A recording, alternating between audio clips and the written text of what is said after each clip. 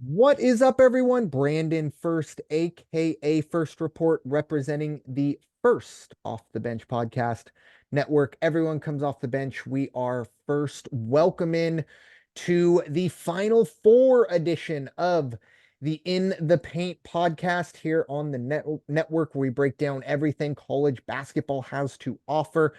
With me, as always, is my friend and co-host Raider Jim Martinez. You can find Mr. Martinez at Raider Jim 1090. How you doing tonight, sir? Wow, I am doing great. It is so hard to believe that we are sitting here on the final weekend of NCAA men's basketball. It just seems like the other day it was Halloween and we were talking about, well, next week I guess we're going to start talking hoops. And here we are getting ready to wrap it all up. It's been a up and down wild ride of a season, and there's been some great moments though in March Madness that make it one of the most exciting sporting events for me to watch throughout the sporting year. Amen. And yeah, as you said, it's kind of, we always talk about it in the NFL, here in what, 9 months, 8 months, we're going to be sitting down, breaking down the week one, and we're going to remind the listeners and mainly ourselves, hey, this is going to go by quick. And, we kind of did the same thing this year, especially. I remember talking about the tournament. It looks like you have all this basketball to eat, and there was plenty to devour, but all of a sudden sometimes you wake up and like this morning, getting ready for the podcast and realized there are only three college basketball. Well, actually, I'm going to say six college basketball games Yeah. to break down. But yeah, we are at the finality of the season, but at the same time, this is kind of what we want. This is the M. Night Shyamalan twist. We want to know if the kid really was, or if Bruce Willis was dead the whole time. That's kind of the analogy, I guess, I kind of pulled out of my head there anyways. But yeah, it's the finality of the season, and an incredible season that's been up and down. And we're going to start kind of looking back at last weekend and the Sweet 16 and Elite Eight end side of things. Obviously, we had both myself and Raider Jim had our teams in it, and that's kind of where we're going to start. I'll pass it over to you, Raider Jim. Obviously, not the ending or the result the Bulldogs wanted against Purdue. Your thoughts on a tough Sweet 16 defeat? Well, at least the all the people who since February have been saying Gonzaga wasn't going to make it, Gonzaga this, Gonzaga that, they finally had their chance to say, "See, I told you they weren't going to make it." Mhm. But it took until the Sweet 16 round. And what can you say again? I said it last week. I said it before that too. What can you say about the performance they put in? Guys that were starting to be written off by the national press back in January, and they fought through. They didn't win the conference tournament, but still, and then they were questioned about their seeding. I questioned their seeding, as a 5 seed, but they really held true. I think they represented West Coast Conference well, definitely represented Gonzaga basketball well. To make it to the Sweet 16 for the ninth consecutive time, that's just not out there. You don't see that from many, many, many schools. I mean, there was so much hype about the Aztecs making it two Mhm. years in a row. Yeah. So, and that's an accomplishment. Don't get me Mhm. wrong, it certainly is. But 9 years in a row, is great testament to Coach Mark Few, to the character of young men that he has on his program year in and year out. He finds a way to take the pieces and turn them into a competitive unit that always, always succeeds at the highest level. Congratulations and many, many thanks to Anton Watson, who Mhm. had to walk off the court for the last time. And I know in his post game at the press conference, he said it hadn't really sank in that that was his last game with Gonzaga. But will he show up in Europe? I would imagine he will. I don't know if he'll stick around here and do D League stuff or anything like that. But what a great career he had. A lot of components coming back for Gonzaga Yeah. next year. And before the Sweet 16 game even started, they found out they're going to get Pepperdine's leading scorer next Wow. year. So that came out of the transfer portal just like that. Transfer portal is going to be fun to watch. And Mark View already joked about they said they asked him about that I think 2 days after, and I guess he's already been just mad studying who's out there, who's available, and who they may make a play for. So No, you haven't seen the last of Gonzaga, and imagine that they'll probably come back stronger than ever next year.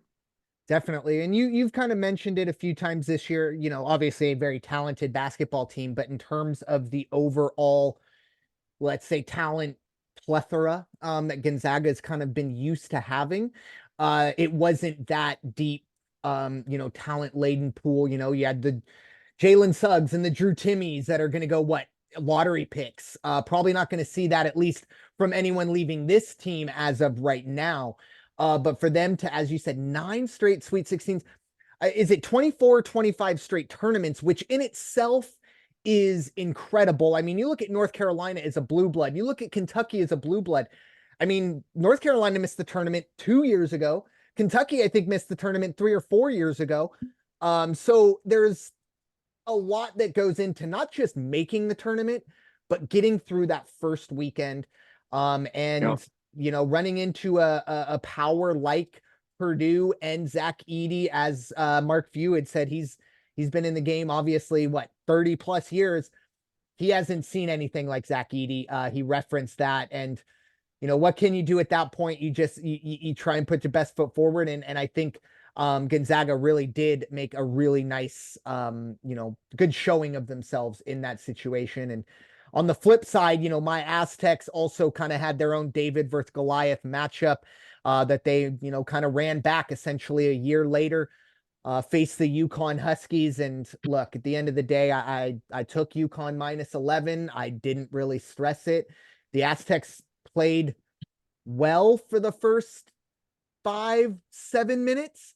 But I believe I texted Raider Jim and I said, uh-oh, they want to get into a shootout with UConn, and that's going to be a problem. And unfortunately, Yeah. it turned into a problem. Jaden Ledee, though, for everything, look, it's a 30-point loss in the Sweet 16. It's not ideal, but if you've seen what UConn has done to everyone, and we'll get deeper into the Sweet 16 Elite Eight here in a moment.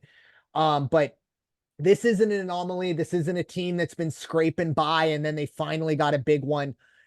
This is a team that, once again, I think 22 points has been their magic number ever the last, 9 games at this point in the tournament. 22 points or more. That is putting them, I believe, in the conversation of the, John Wooden UCLA teams. Maybe not the 12-year run, but you find me a 2-year run of any team, especially in the modern tournament, that has done that with a championship on top of it and running through everyone. There haven't been losses mixed in.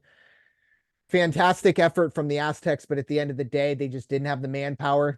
They just weren't good enough to beat UConn, and there's no shame in that. I don't know if anybody's beating UConn at this point. Jaden Ledee, as I said, a fantastic effort, not just in that game, but I think overall for this year. It's unfortunate that the Aztecs only got him for 1 year. But he put on a show, and I said it at right now as a player at San Diego State. He is the most talented player I've ever seen put that uniform on at that level. I know Kawhi and others have gone on to do amazing things, even Malachi Flynn, things like that. But in terms of what that guy can do, I'm not very good at projecting college to the NBA just because I don't really follow the NBA. I don't really care about the NBA. But I don't think he's going to have the career of a Kawhi. But if I'm an NBA scout and I watch what that guy can do, put some more meat on the bone, which he already has plenty there, I could see his finding a roster spot, but once again, I don't really know his draft projection, and I'm definitely biased on that side of it, but hats off to him, a fantastic career. And one final thing for the Aztecs, not just him, but Lamont Butler and the guys that were there. This is a crew that went 7-2 in the last 2 tournaments. I always say it, but if you would have told a San Diego State fan that the San Diego State's going 7-2 in back-to-back tournaments, they would have kissed you on the mouth and asked you what is going on in the world right now. Because 20 years ago, San Diego State basketball was an afterthought. Steve Fisher and Brian Dutcher have continued to carry that legacy, and this group of players is the most successful group ever. Hopefully it can continue on. San Diego State, they have a lot to fill in, but Brian Dutcher, they hit the transfer portal hard. They always have, some players coming in as well. But it's nice to be a San Diego State fan. But at the same time, I do just want to continue to caution people that, these runs are more of an exception rather than the rule. Enjoy making the tournament, enjoy getting, even a Sweet 16 appearance. But I think what we saw last year was special, and I don't know if we'll see it again, but hats off to the Aztecs. Fantastic stuff, and definitely Brian Dutcher. But now looking at the Sweet 16 and the Elite Eight as a whole, obviously the stories kind of are abound. We know the four teams. Raider Jim, I have a feeling I know where you're going to start on your thoughts on the Sweet 16 Elite Eight, but what are yours overall? Real good. I was kind of surprised that there weren't a couple more upsets, although, we end up having a number 4 and a number 11 in here. Mm-hmm. But wow, I mean, those two, that the number twos dropped out like they did. Yep. Very surprising to me. Arizona, they just were just, I don't even know how to put it. They just got shell shocked, railroaded, Yeah. something. I mean, they really, really, really had a tough contest. That had to be very hard for Tommy Lloyd and the boys. Illinois, I thought maybe they'd be able to come in and make a statement against UConn, but you said it, UConn, and it's not just that they're winning by 20 points. They're holding teams under 60. They're holding teams under 55. I mean, so when you can play defense that way, wow, I mean, it's all just fallen in your favor. Creighton, another team that I was kind of disappointed to see what they did. Duke, I wasn't that surprised. I think I actually had Duke going out before last Mm-hmm. weekend. So to see them not there, I'm not real surprised. I thought Houston was going to take care of business against Duke when they met, face to head, and it just didn't happen. So it's been exciting. It's been good. Alabama, kudos to them. But I'll tell you what, I can't wait for this weekend because I've already got my upset to talk about. Interesting. And I think I kind of know where that's going. Yeah, it would definitely the final four is setting up definitely the David versus the Goliath storylines here. My thoughts on the Sweet 16. Look, I've doubted NC State 3 out of the 4 games in this tournament. And, unfortunately, I'm probably going to again, but I've been so enamored by not just that program, but obviously, look, I'm not the only one. DJ Burns, kind of the embodiment of what I think college athletics should be. I don't expect him to be heading to the next level, but this is a kid that's just relishing the moment, enjoying it. I saw a video, I think it was maybe Monday or Tuesday. They had a meet and greet, I assume somewhere in Raleigh, and he took a photo and it was, I mean, you couldn't see the end of the line. So just for that to be happening, we live in a world of NILs, and I'm sure he's going to get plenty of that.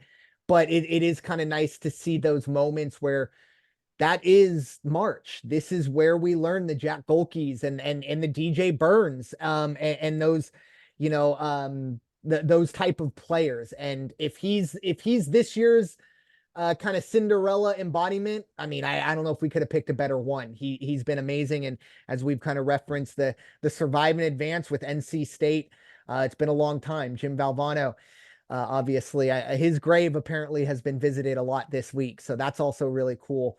But yeah, fantastic stuff from NC State. The Houston side of things, for them to lose Jamal Sheard in that or Shed in that moment in that game, not just for them, but for this team.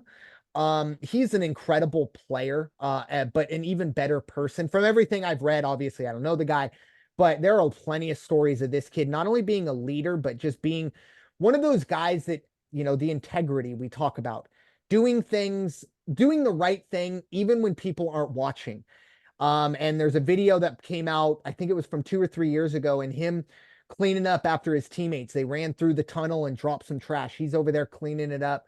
Just little things like that. Once again, the when the camera isn't on, even though technically it was, just still doing the right thing regardless. It was tough to see him in that moment, kind of go down to injury, and probably was the reason that Duke was able to hold on. Jamal Shed, if it wasn't for Zach Edey, you might be talking about him as player of the year. And then Arizona going down to Clemson. This is, I believe, the 5th straight tournament that Arizona has lost to a lower seed. It's rough right now. And I was drinking the Kool-Aid. I had them going far. Didn't happen. Clemson got the job done. I completely overlooked Clemson, and they made me pay. On the other side of it, not only, we've kind of talked about UConn, and I'm not going to promise that I'm going to stop talking about UConn because I am enamored by this team, and I know I kind of glossed them up, but this is a team that needs to be glossed up in terms of they went on a 30-0 run. It was 23 all, which had my attention. Like, whoa, Illinois is sticking with UConn.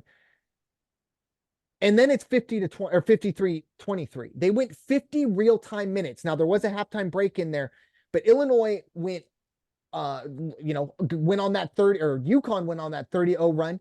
And what's even more, I don't know if impressive is the word, but more telling, overall, UConn, I believe, shot 3 for 18 from 3. So they weren't making their long range shots. This team still won by 30. I mean, what, like I talked about their last year with San Diego State against Alabama, I said, look, if you guys can get these guys into the mud, get this to a 50 to 60 point winning score, you have a chance against this team.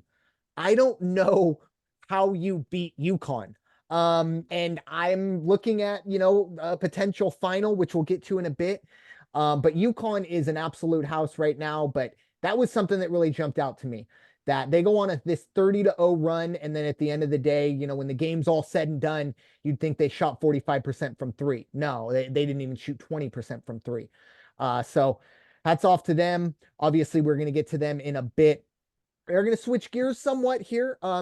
We are going to focus on the women's side of things. Obviously, this past Monday, for my money, was probably the best night of college basketball, women's college basketball. And that also, I will say, comes with a heavy bit of ignorance because I don't follow it terribly closely. So, please correct me if I'm wrong, but at least in terms of my stratosphere, this past Monday night, Iowa, LSU, and USC, UConn. I watched both games.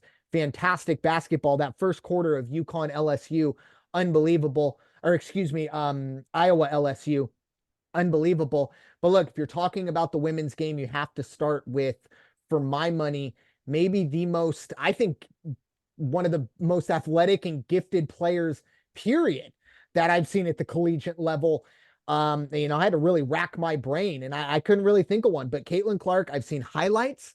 I've seen bits, 5-minute spurts of games. This is the first game that I sat down and I watched, and I knew she could shoot, and I knew she was going to shoot from wherever, but she might be a better passer. She might be a better, she's court complete. general. Yeah, whatever that is. She is making some passes. She is making every single girl around her better. And that is what you look for from a point guard, from a basketball player. But an incredible performance, another 41-point effort, or 40+ point effort from Caitlin Clark. And obviously they did take down LSU. But Raider Jim, your thoughts on Caitlin Clark, and any thoughts on the Final Four upcoming for the women? Well, I voiced my opinion about the LSU coach and the program a few weeks back, and so I was looking forward to this and hoping it would turn out the way it did. I found it very interesting because her name escapes me, the star player for LSU. Angel Reese. It's the one, okay, and she wears the one-leg sweats when she comes out, and she's very boisterous, likes to talk a little bit, chirps, says this, that, and the other about Caitlin Clark and all that, and kind of egged on by her coach. And I thought it was very interesting how the next day, or maybe it was that evening at the press conference, she immediately went into the shtick of, people don't understand. I'm friends with Caitlin Clark. I like Caitlin Clark. Caitlin Clark is my friend. I love a lot of people, and I have a lot of friends. And I was like, no, you know what? You just got leveled. You got leveled. You got embarrassed. And this is what, be careful when you talk too much. And, maybe next season, I don't know if she's a senior or if she's going to be back. She is not, but she did. I think it was today or yesterday, she declared for her draft. So she declared. And, best of luck to her. But it's unfortunate that the coach doesn't reel these kids in as opposed to maybe encourage them to be more of that character. Caitlin Clark, though, let's focus on the star. You said it. This kid's a complete player. Yeah. I mean, my gosh, you're right. She can pass, she can defend. And yeah, and she's 3 feet from the top of the arch and she's shooting and she's just Unbelievable. hitting net. It's a thing of beauty to watch.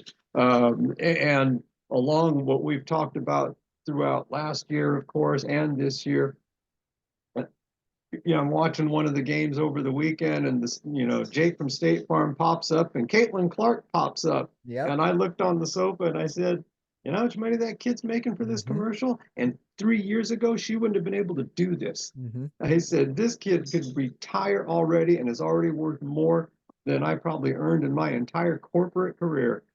So, and good for them, I guess. Uh, I don't think with a character like her, it would take away from her focus on the game. Yeah. And Iowa versus UConn is going to be a fantastic game. UConn's defense, tough. I think they're only giving up 56 points a game right now after their last 10 games or something like that. I think they are 10-0. And so, wow, that's going to be a good one when they hit the floor. I just don't think the defense is good enough to stop Caitlin Clark. It's kind of like, how do you stop Zach Edey? I don't know. There's probably can happen on the off night. It's like, like hitting zero on the roulette wheel. Well, it can happen. Just doesn't happen all the time. So we'll see what happens in that game. And then on the other side of this bracket, you've got, I believe it's South Carolina is in Yep. the final four. They haven't lost. Nope. Hey, what do you say about this team that hasn't lost? That's going to be amazing when you see both South Carolina teams in the national championship game. Isn't that going to be something? Yeah, well, it's interesting, obviously the Caitlin Clark and then the Angel Reese thing. I would say also, and I forget, I don't know the guy's name. He's on, one of the Talking Head program. Um, anyways, the clip is out there. He doesn't need any extra publicity from me, but he talked about with Angel Reese saying, because also a part of, and I think those comments that she made were actually before the game with Caitlin Clark. I think she was just kind of clearing things up that, and a lot of athletes do have the mentality of, look, I have friends outside, but once you step between those lines, Sure. Tom Brady would say that all the time. But with Angel Reese, she kind of went to, and I'm not going to sit here and pretend that, she hasn't had hardships and things like that. But when you're the big bad wolf, and this is what the gentleman said, I forget his name, but he said when you act like the big bad wolf, you can't, cower like Courage the Cowardly Dog when things get bad. You have to kind of stay on brand. And that's why I'm a big fan of consistency. Look, if you're gonna be kind of, and I mean bully or villain, I think should be the better word. Angel Reese has even said, hey, I'll embrace the villain role if needed. And you know what? That's fine. Sports need villains. We kind of, to a certain point, we don't want, bodily harm or anything like that. But we kind of love villains in this country. But at the same time, nobody cries for the Joker at the end of the movie. Nobody is sad for the villain. And that's what this gentleman was saying. And I think that's the big thing. I want to look at, you kind of brought up the coach, Mulvaney. Okay. Mulkey, thank you. I don't know why I always want to say Mulvaney. I think that's a comic, but Mulkey, yeah. I look at this. Look, Angel Reese is 20, 21 years old. She's having the time of her life. She's a top five women's basketball player at that level right now.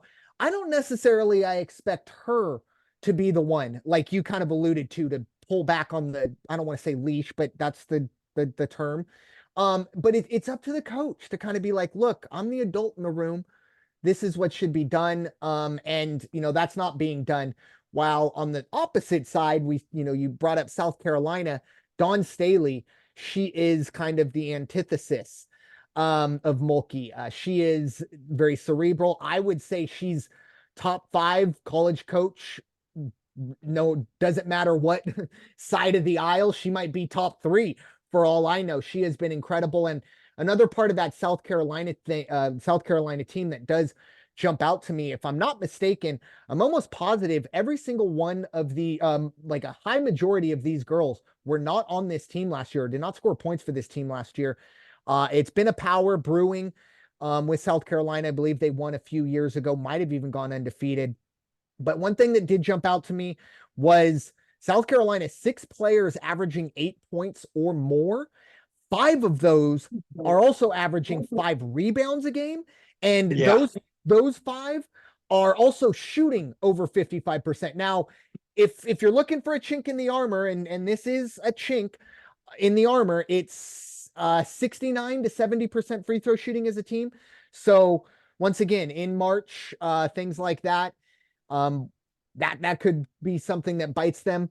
Don't know a whole lot about NC State, I'll be honest, on the women's side of things. But I do expect South Carolina to get the job done. But that UConn Iowa game, I cannot wait Friday night to check that one out. Caitlin Clark's going to get all the headlines, and, keep your eye on her. But Paige Buchers, she's incredible. And the Yeah. way Gino Auriemma coached that game against USC this past Monday night, to where, I mean, 4 out of the 5 UCLA ladies were taller than all 5, or at least by the eye count, or just looking at it. And for him to deal with foul trouble and the size difference, and for them to still get the win, incredible. Obviously, I'm a huge USC fan for all their athletics. And Juju Watkins is a fantastic basketball player. She's Oh, coming. yeah. She's a freshman, so I believe she's coming back. I don't know the rules on if she can declare, if she's I don't know how that all works. Have to imagine she's coming back. And that's great, because unfortunately, I hate to put kind of a sour, but the big stars are kind of going to be moving on to the WNBA, and maybe that translates up to the WNBA, which maybe is better for the game. I'm not sure, but my point kind of overall is that this has been great for women's college basketball, but they need to kind of build on it. And I don't know if it's any remedy or this or that. I'm just hoping this momentum continues, and we, because this was more than Caitlin Clark. As great of a story as Caitlin Clark is, we've seen girls like Breonna Stewart, Maya Moore, take over the game, and it didn't have this buzz around it. It was the Angel Reeses, it was the Juju Watkins, it was the Paige Buchers, and the South Carolina story, and the Dawn Staley. It was more than just Caitlin Clark. Because I think when you do look at it and go, oh, well, someone next year might not be at this level, but someone's going to take the game over. Yeah, but you need more than that. And hopefully that can continue. Once again, I don't know what the remedy is, and there could be people yelling at their radio, screaming out names of ladies that I'm not familiar with, and the game is in great hands. And I hope that is the case, but that is I something I think had part on. of it started. I think part of it started when we spoke with Commissioner Gloria Navarez from the West Coast Conference a couple years back. And when we spoke with her, I think it was 2 years ago, and that was the first year she educated me. I wasn't aware of it. That was going to be the first year that the NCAA finally allowed the term March Madness to be used for the women's tournament. Up to then, it was just the women's championship. Now they get to use the March Madness. They're getting more revenue for it. They're getting more coverage for it. And rightly so. That's how it should be. So seems to be paying off. Yeah. Really does. And I'm with you. I just hope it continues. Me too. And I also go back, and I think this was pre-COVID, and maybe it was right after COVID, I'm not sure, but I do remember there was kind of an outrage of I don't know if it was the court or if it was the housing or something for the ladies during the tournament. It was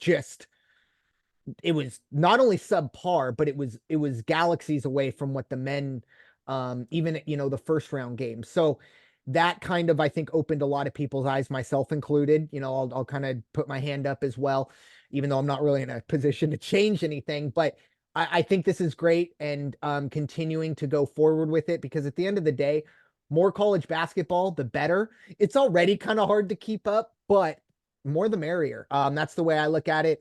I hope nobody looks at this as a competing situation. I think there's plenty of eyeballs to go around. There's plenty of channels, plenty of streaming services, to find the team or the matchup you'd like. Might be a little costly at the end, but I think that's a good problem to have if you are a sports fan. And really excited for the way and the direction the ladies game is going. And I can't wait for, really a full weekend. As I said, normally maybe in my own ignorance, I would have said we have 3 college basketball games left. And I kind of had to correct myself today and say, no, we got 6. because I do believe Friday night's going to be amazing.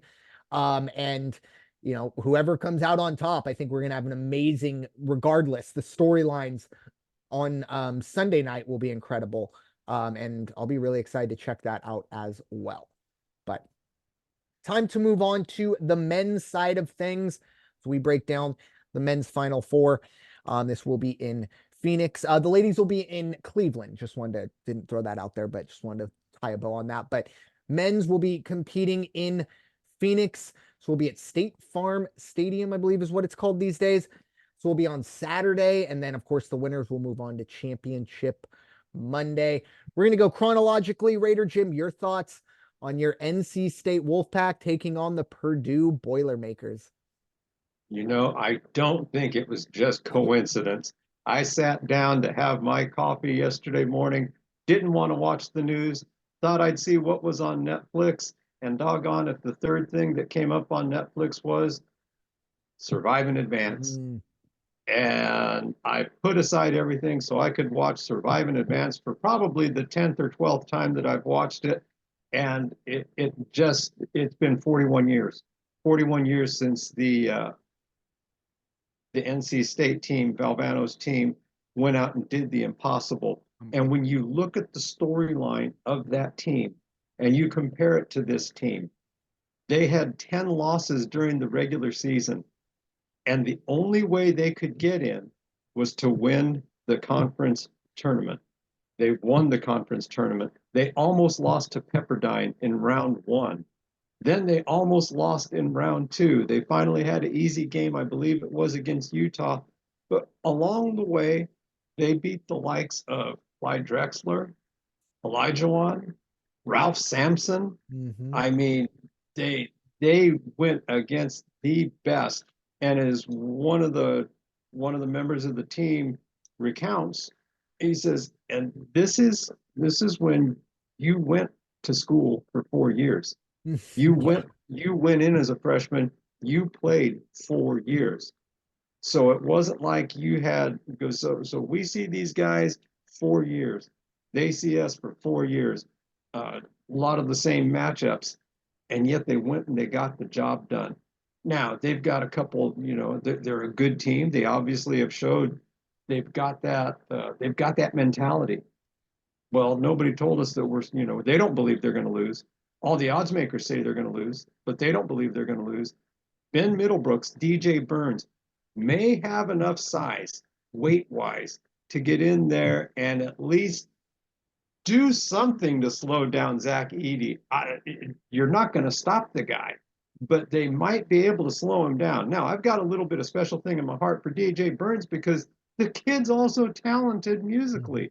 And he plays 6 instruments or something like that. Goodness. So, I mean, hats off to him. He's a well-rounded kid, but he's going to be able to stand in there, I think. Play smart, though. That's what burned Gonzaga is. They went in there and, their one guy got 3 fouls real fast. And that just kind of set the tone for making it a harder game than it was already lined up to be. So watch for the NC State to at least push real hard and make it a contest. Are they going to get blown out by 20? I hope not. And I don't really think they will. But we'll see. That could just be, me really appreciating a good storyline. And in my head, if I was going to write the story, I'd like to see it happen again. I'm sure we're going to see plenty of footage about the Valvano team and what they did. And, I welcome all that. But what do you say about Purdue blowing people out by 20, 25? I mean, they're just going out there. They're just, they appear to be unstoppable. And Zach Edey, I mean, has he had a double-double every game? At least, if not a triple-double? Yeah, he's in some rarefied air. I mean, there are so many. It's almost like stat overload. It's like, first player since 1970. I mean, I think there was one, like the only other player who did it was Ralph Sampson. Or just unbelievable, 40 and 20 type stuff. He is the best player in college basketball on the men's side. And, it might not be the most appealing basketball, but there's a reason Purdue's sitting where they are right now, and a lot of it's Zach Edey. Absolutely, absolutely. And I think I can't recall, again, you say all the stats and all the things we're supposed to remember about this, but how long has it been since they were in the Final Four and then Oh, also have made it to the championship game? So it's, hats off to them. They're just having a fantastic season. Of course, they're the favorite. Of course, they're expected to win. But I think it's going to be a game. yeah, and actually on that point, thank you for kind of reminding me. I did want to set the stage. Obviously, UConn was in the Final Four last year. They're defending national champs. But, the other three teams, it's either been a while or first time ever, as you kind of alluded to. NC State's actually technically the second closest. That Jim Valvano team, last time we saw NC State in the Final Four. Purdue, I believe, was 4 years before that in 1980. And Alabama, this is their first trip. But yeah, for NC State, the story is incredible. I'm going to be pulling so hard for this team, even though I do have a 7-1 future on Purdue. So, can't fully pull for them, but it'll be an interesting weekend to see how that all ends up. But anyways, I think you kind of hit the nail on the head. I think North Carolina State can play with them. My biggest question is the foul trouble. And the other side of this, NC State only plays 7 players. They can only rely on 7 guys. So obviously in certain situations, they might have to go deeper into the bench, but I'm saying in the tournament, we've only seen 7 players get minutes. That might be an issue because look, DJ Burns, he's incredible. He's musically talented. He's also an entrepreneur. Apparently, he has a side hustle of vending machines, which is a fantastic idea. Everyone, that's you really do need to do your homework on that. It's actually something to keep an eye on. But anyways, so he's a very well-rounded young man, like you had said. On the basketball court, though, his deficiency is going to be on the defensive end. And, in terms of the strength and the size, yes, I don't think Zach Edey is going to be able to, back him down. But I don't know if DJ Burns is going to be able to contest Zach Edey shots without fouling. No. And I think that's the big problem.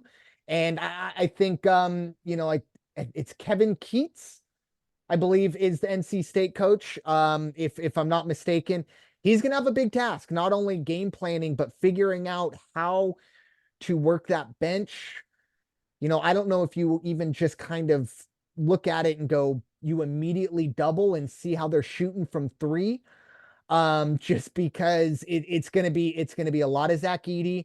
And if they double kick out for 3, and I think that's the biggest thing with Purdue this year. Oh, and they were hit like nobody's business against Gonzaga. And that's the difference because if Zach Edey gets the ball in the low block and nobody can hit 3s, guess what? He's getting triple teamed. And he's not that great of a passer. I mean, he can get out of passes, but he's not someone that can, you get so afraid of him hitting a cutter or something on a double or a triple team. I do wonder if maybe early on they just go straight to a double or triple on Zach Edey and just kind of feel out how Purdue's hitting or how Purdue's shooting. See if they can make those shots. It's going to be a tall task for NC State, but I can't wait for this one because if any of these teams I think can kind of go head to head with the big guy, it is DJ Burns. I can't wait for that. I can't wait for that moment for this to get rolling, but it's going to be a tough road through for NC State. I see as a path. Big as he is, it's going to be tough. As big as he is, and Ben Middlebrooks, they're both still 6 inches shorter than Zach Edey. Mm-hmm. I mean, it's incredible. It's a cheat code, and obviously, and I don't want to make it, Zach Edey is 7'4". If I was 7'4", I could be doing that. That's not the case at all.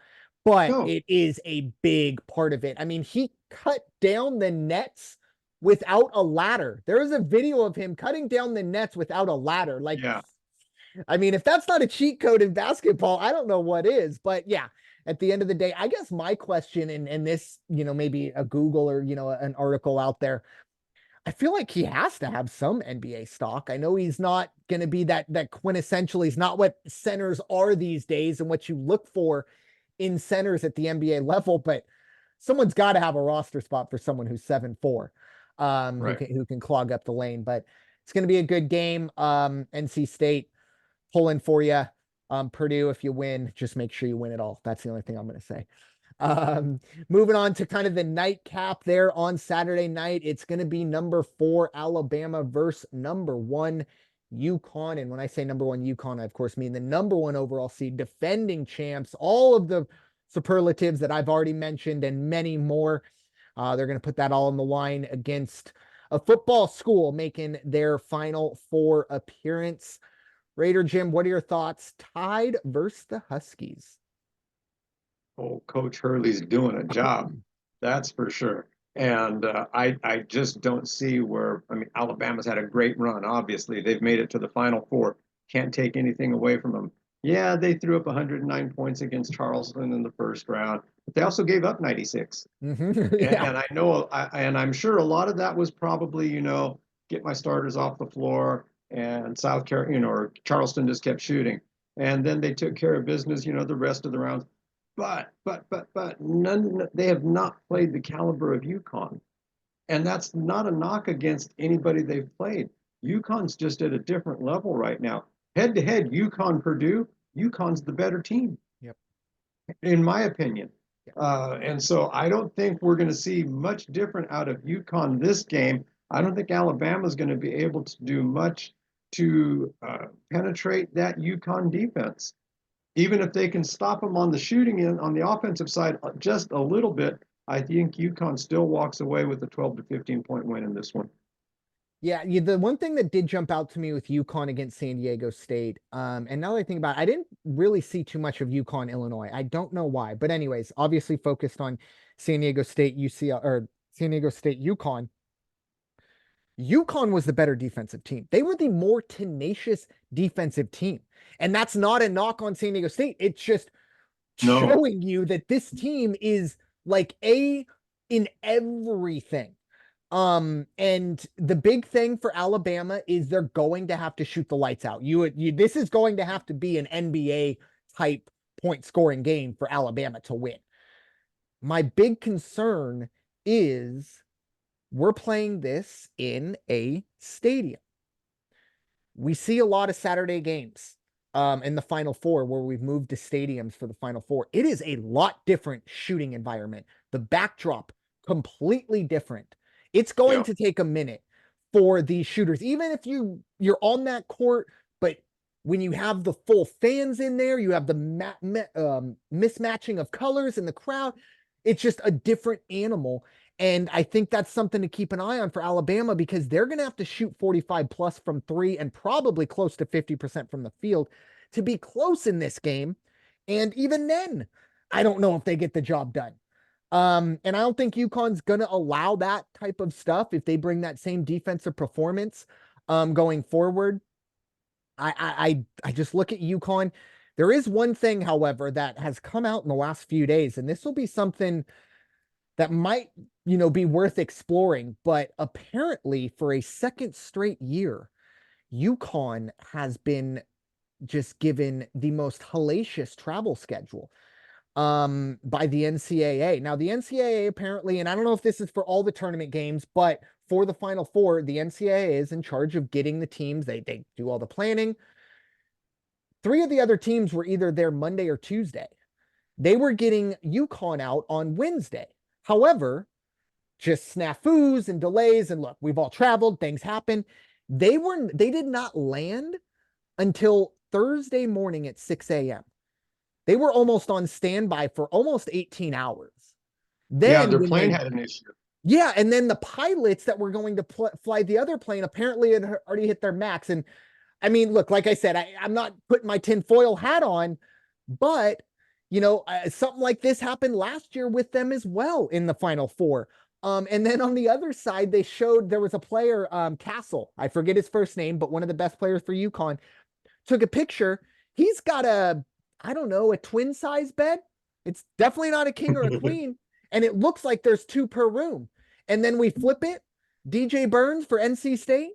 He's got a king size bed all to himself. So once again, I'm not putting the tinfoil hat on or anything like that. I'm just saying you might want to know where your tinfoil hat is in case you need to grab it, because there might be something here. And I don't know. That's kind of the state of UConn, which is a great thing. If I can find any reason that Bama can pull this out. It's maybe the unfortunate travel situation, but even that, I don't think Danny Hurley, I don't think these kids are going to let that get in the way of this. I think No. UConn's going to take care of business against Alabama. And I texted you this, Raider Jim, the other night. I'm just at this point rooting for a Purdue UConn matchup. I want to see Goliath versus Goliath. I want to see Klingon Heavyweight fight. go. Yep. I want to see 7-2 versus 7-4. I want to see what Zach Edey does when he looks around, because everyone talks about, Zach Edey is so good at passing out of doubles, or, hitting the open guy on the perimeter on the inside out game. They're not going to double him more than likely. Maybe in certain situations to trap him, but Klingon's going to go one-on-one with him. Incredible stuff. If we could get that matchup.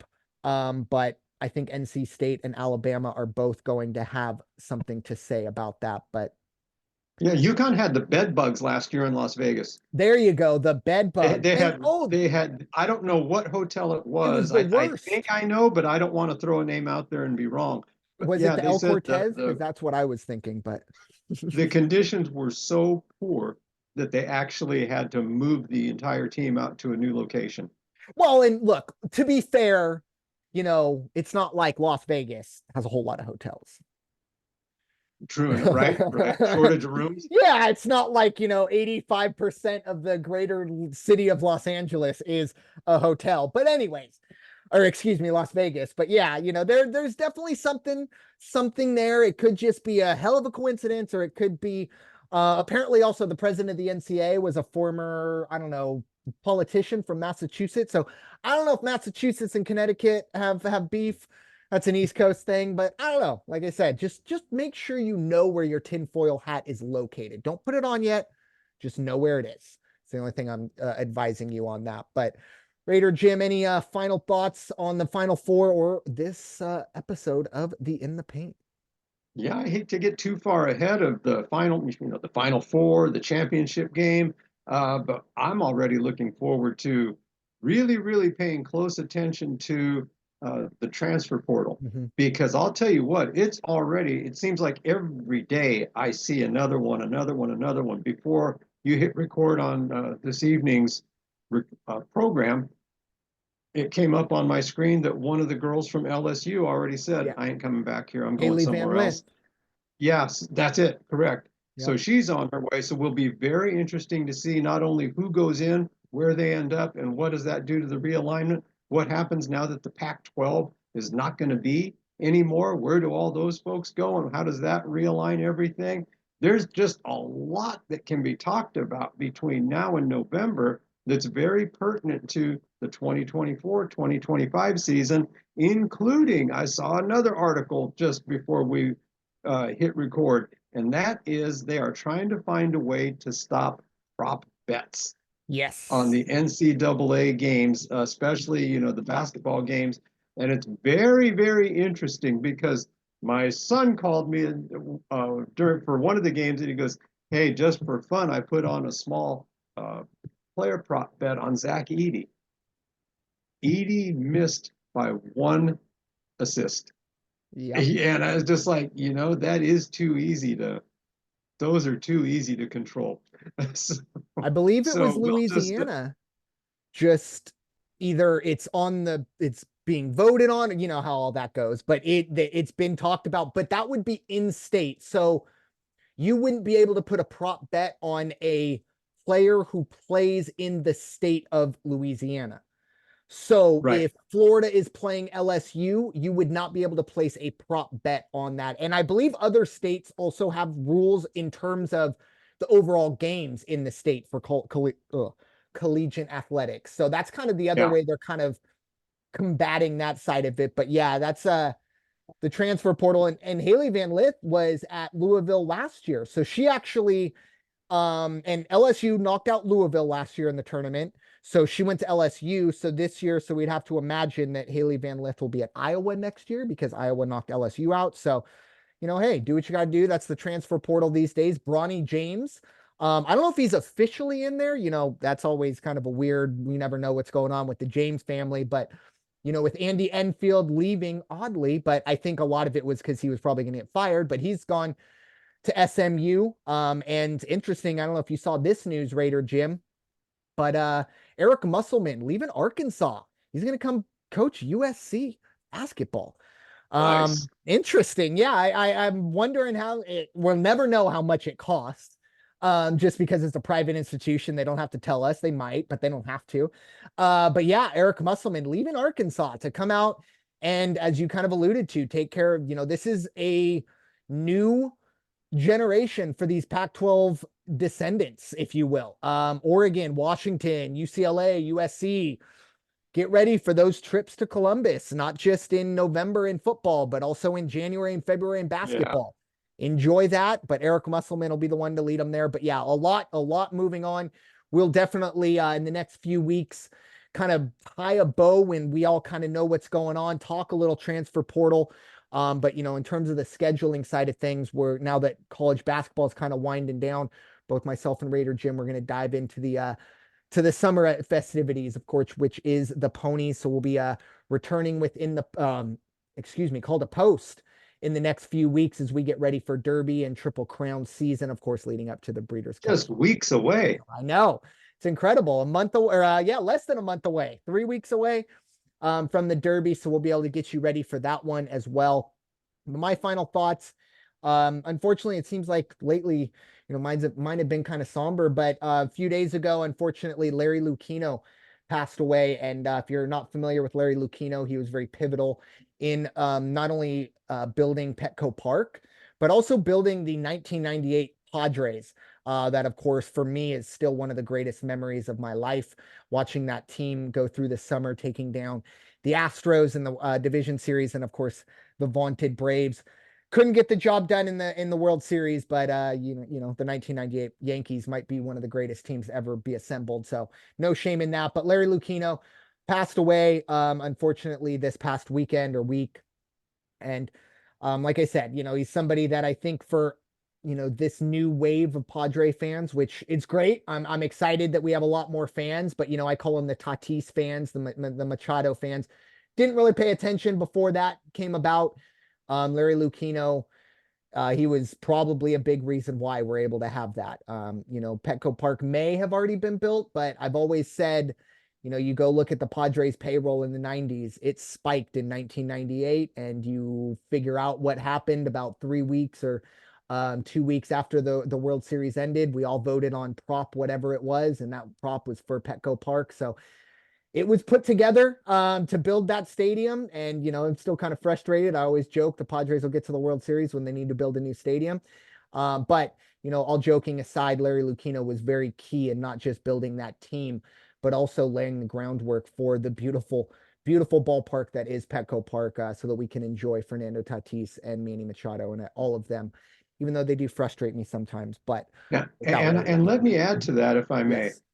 I'm glad you brought up his name. Larry Lucchino, the 98 Padres. A couple of my favorite memories are the summer of 98. It was Father's Day weekend. They were giving away barbecue aprons that said Padres with the swinging fryer across the top. And I went to the game with my kids. And as we walked in, gate H, whatever it was, and we're walking through the concourse just to get to our GA seats, who do I run into? John Moores, Larry Lucchino, Randy Jones.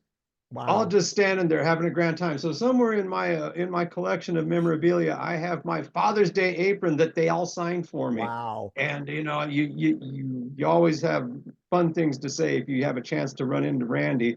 And then to John Moores and to Larry Lucchino, I just you thank them. You Mhm. thank them because you knew this was something special. This '98 team. I said, you guys seem like you're enjoying it. And Larry just looked at me. He goes, I am having one hell of a good time making this happen. And the other thing I remember is back in that day, every morning, Monday through Friday, I drove down Ash Street to Kettner Boulevard. Mm. The State Building is right there on State Street and Ash. Larry Lucchino would be out on the corner holding up a sign encouraging people to vote for the stadium Mm. initiative. He would be out there.